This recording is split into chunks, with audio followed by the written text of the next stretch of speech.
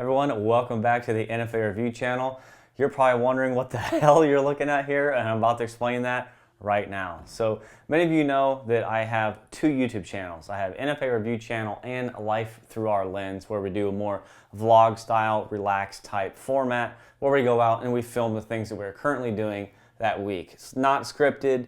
We just kind of run by the seat of our pants and film things as they happen. So a lot of you know that my other hobby is motorcycles and cars. And like many of you, I grew up, riding dirt bikes, tinkering on my car in high school, and of course, shooting guns my entire life. Well, the engineering and the mechanics in cars and motorcycles goes hand in hand with guns. So, that's, I think, one of the things that fascinated me at a young age with firearms is how the mechanics work, how the barrel would unlock and the round would load into the chamber and everything like that. So here we are with an exhaust. So with my point with this video is not only to show you this exhaust system and why it's so neat, but to also branch my two channels together and try to get some of my NFA Review channel subscribers to head on over to Life Through Our Lens. That channel is not monetized. We do have 1,000 subscribers. You also need 4,000 watch hours minimum to be able to monetize your channel. So far, that channel has me in the red by about $5,000. So between camera gear, our first video, we donated a lot of money to the homeless. Yeah, we're around $5,000 deep on that channel alone, which isn't much these days for a YouTube channel. Luckily, I already had a lot of my own microphones and cameras and everything set up, but in any case, it is a channel that I do want to continue to build slowly. Obviously, my main focus is here with you guys on NFA Review channel, but I thought this would be just kind of a neat thing to show you guys, and here's why. The tone. Many of you guys know I can be a tone savant when it comes to firearm suppressors. There's car nuts out there that can close their eyes and hear a car go by and be like, oh, that's a, LP series Lamborghini with a straight exhaust or whatever. Okay, they can hear the V10, they can hear the LP and pre-LP engine differences. I can do the same thing with suppressors. I can close my eyes and pretty much tell you what's being shot. And a lot of it has to do with the tone. So if you watched my Everything You Need to Know About Firearm Suppressors video, you know that we cover tone. And there's a huge difference in tone between different metals, mainly stainless steel, Inconel, and titanium. So today I want to cover the difference in tone with materials on an exhaust system on a car versus, of course, a firearm suppressor. So let's go ahead and get to it, and I'm going to cover everything you see here, and we're going to go see something different on my channel, and that is some exhaust video clips. Let's go ahead and get to it.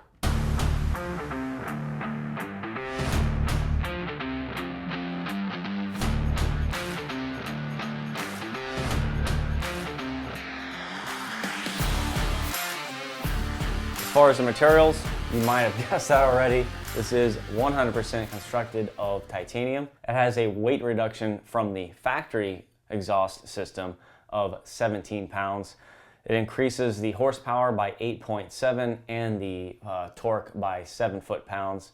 And this does fit on a 2016 and up McLaren 570S, 570S Spider, 570 GT, and yeah, that's it. So pretty much any McLaren 570 series car, when they came out from 2016 till now, they have just been discontinued. I think they're just finishing up what parts they have left over for the Spider versions. We'll give a quick rundown now on what you're looking at. So this is the main piping. So this would be called the X pipe on top, and then you're going to have your vertical piping moving down to horizontal, and then you've seen these elbows here. These actually affix to the end of this horizontal piping, and that is what extends the tailpipes out by the rear bumper and diffuser. So these tailpipes definitely look a lot different than the McLaren factory pipes. The McLaren pipes have, they're more of a square shape and they kind of go along with the diffuser. I actually do like the look of the McLaren tailpipes more. But of course, we're going to give these a shot, see what it sounds like. Moving on, let's cover the actual company here, because it's pretty cool. RYFT was started by two friends that have deep automotive industry history.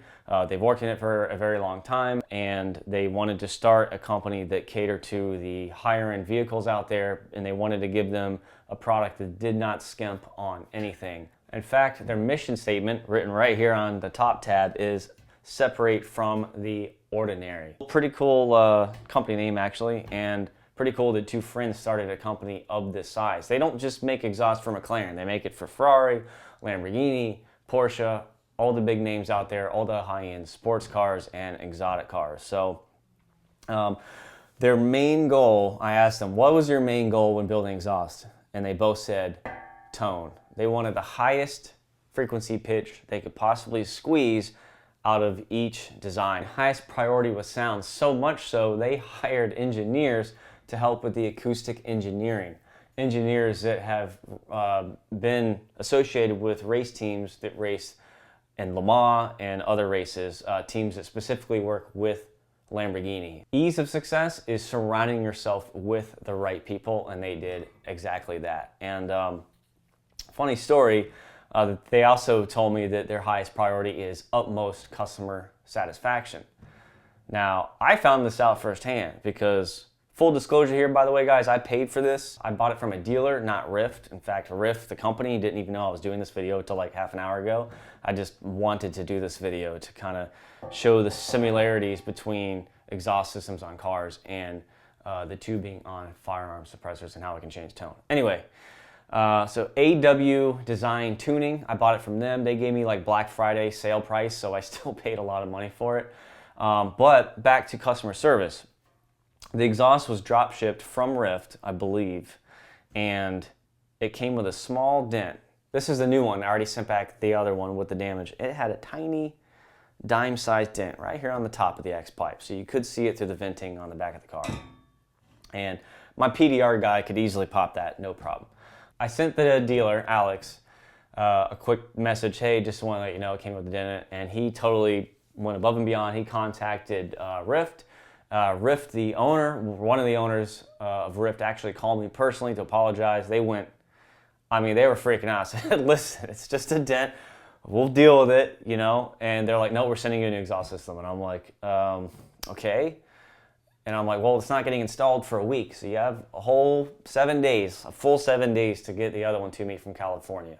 And they're like, no, we're getting it to you tomorrow. And I'm like, what? I don't really need it tomorrow, but if you want to.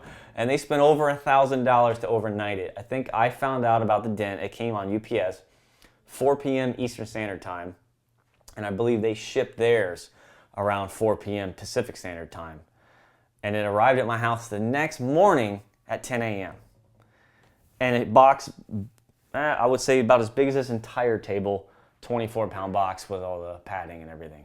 Pretty impressive, unnecessary, but again, they did say that they took customer satisfaction very seriously, and I am very satisfied. So I actually just sent back the damaged exhaust with a prepaid label. So they're all square, and I'm happy, they're happy, and hopefully you guys will be happy by the end of this video because this thing's pretty cool. Back to the exhaust.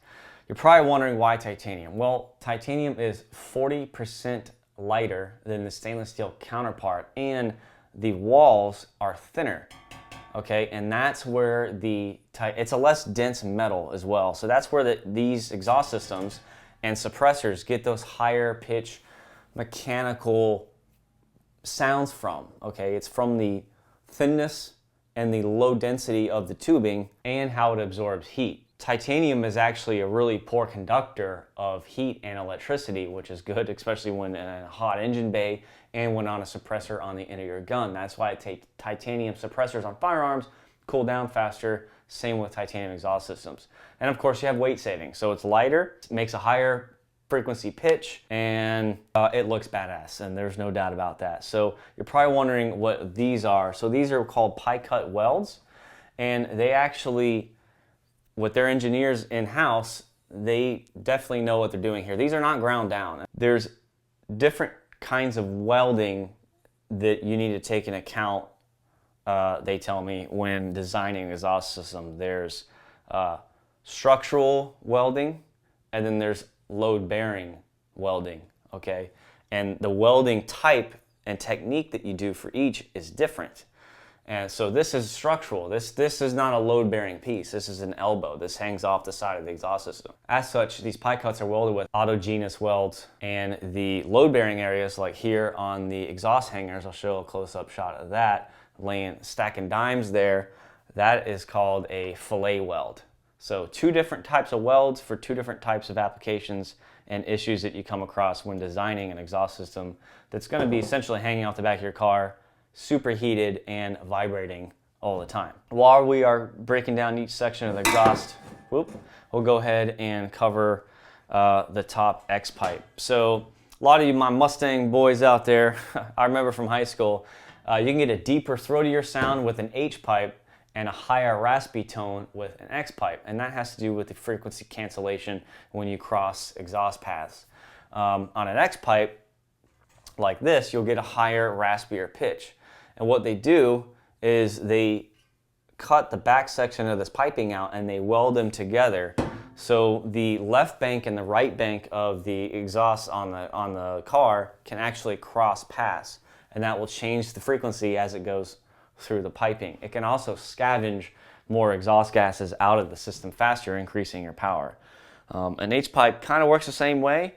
Instead of having them cross, like crisscross, there's a piece of welded metal that, like a tubing, that just goes from the left or the right side. It's not as efficient, but it does give you a deeper sound if that's what you're looking for. And you're probably looking at all this here and wondering what it actually takes to manufacture all this. And I was told that one system takes one artisan, one skilled welder, 48 straight man hours of accumulated time to produce one system. So 48 hours plus materials. The MSRP on this system is $6,000. This is actually one of the less expensive ones on their website. They do have velocity loop exhausts for the Lamborghinis and stuff on their website. Those are more expensive. That's because it's a more intricate design. It takes longer to make. You know, going back to the loops, my engine compartment, the packaging, the engineering in the back of my car doesn't allow for that. This is how the exhaust had to be designed, so they went with an X pipe.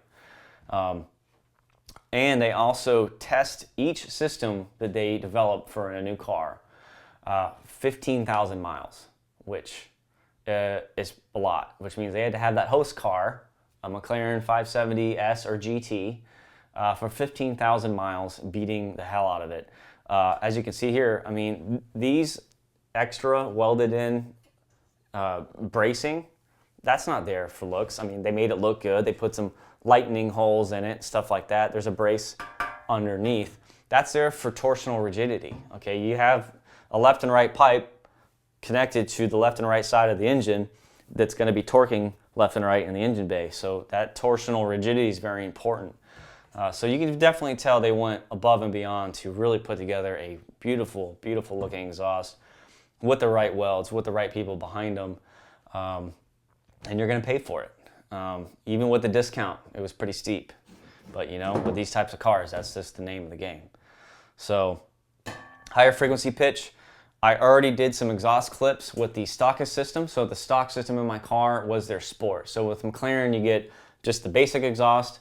You get the Sport system, which is also stainless steel, just less muffler packing. And then you get the MSO. MSO stands for McLaren Special Operations, and that's titanium. So I bought my car used, did not buy it new. The first person that spec'd my car spec'd it with the Sport system. So I have like the middle of the road exhaust. It's not as quiet as the stock, not as loud as the MSO. It's made of stainless steel, so it has a lower, throatier tone to it. Honestly, it sounds like garbage, which is why we're here in the first place. So just like you guys at home, you like to have your vehicles sound good. We like our guns to sound good. And I am really eager to get this on the car. I have no idea what it's going to sound like. So my reaction that you see soon here is going to be genuine. I've never heard it. I haven't heard anything like it. I kind of bought it just, you know, sight unseen. So hopefully everything goes well. I'm going to go ahead and get installed. I will show the installation part on my other channel. So if you want to go to youtube.com/lifethroughourlens, that is my other channel. Go ahead and subscribe there. I'm going to upload the installation part of this whole deal on that channel so you guys can kind of see behind the scenes of what it takes to put this on. Without further ado, enough rambling, let's go ahead and see what it sounds like.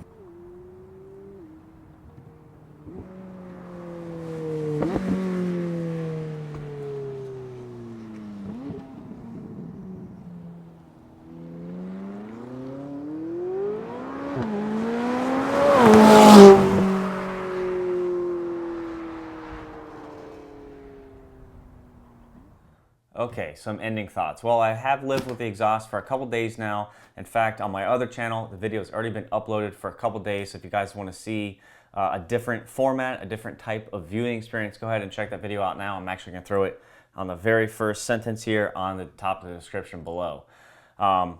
Non-sound related, definitely lighter. When we pulled this thing out of the car, 17-pound difference really felt like an understatement. It feels like the new exhaust feels way lighter than 17 pounds. Heat dissipation out of the engine bay is also a lot faster.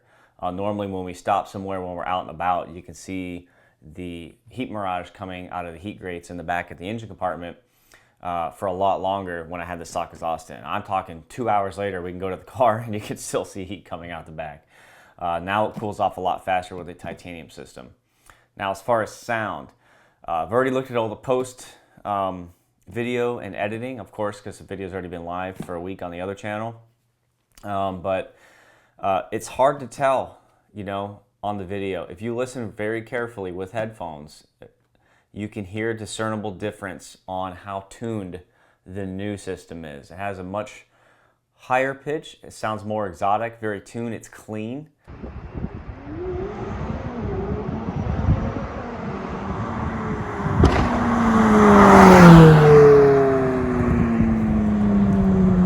The downshift burbles are a little more throaty.